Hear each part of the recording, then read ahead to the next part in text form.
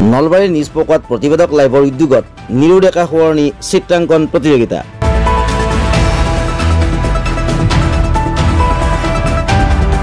বিগত বৰ্ষৰ লেখিয়াকৈ এইবেলিও 83 সংখ্যক নিষ্পকোৱাৰ ৰঙালী বিহু সন্মিলনী উপলক্ষে ছাত্ৰ ছাত্ৰীসকলৰ মাজত আয়োজন কৰা হয় প্ৰতিবেদক লাইভৰ উদ্যোগত পঞ্চম বাৰ্ষিক নিৰু ডেকা সোঁৱৰণী চিত্ৰাংকন প্ৰতিযোগিতা।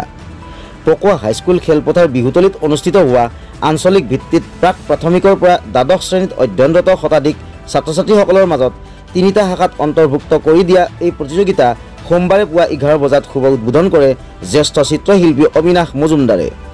পৰিচালক হিচাপে উপস্থিত থাকে ভাস্কৰ জ্যোতি বৰ্মন, অলকানন্দা ডেকা আৰু জ্যোতিস্মিতা ডেকা।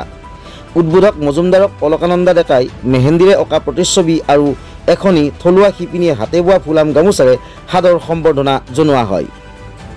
প্ৰতিযোগীসকলক আৰ্ট পেপাৰ, কাঠ পেঞ্চিল, ৰবৰ আদি সামগ্ৰী আয়োজকসকলৰ তৰফৰ পৰা যোগান ধৰা হয়।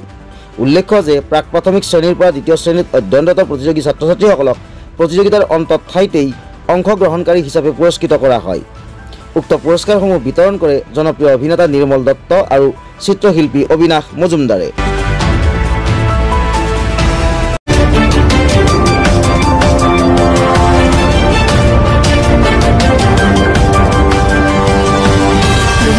প্ৰতিবেদক লাইভ, পোহৰৰ দিশে এখোজ।